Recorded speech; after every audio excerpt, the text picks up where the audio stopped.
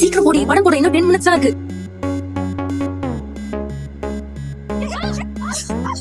பாத்து வர மாட்டீங்களா? ஏன் பயப்படுற? சும்மா விசாரிக்கணும். ஆபீஸ்ல இருக்கேன், இம்பார்ட்டன்ட் அடி. ஓகேவா? அதோ நீ விஜய் என்ன பண்றதா இருந்தாலும் யார் என்னன்னு சொல்ல. அதுல ரெக்கார்டு வைக்கிறவன கேள்விப்பட்டிருக்கியா?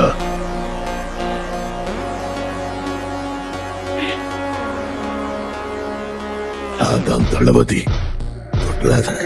ஸ்லைஸ் போட்டுவாங்களா?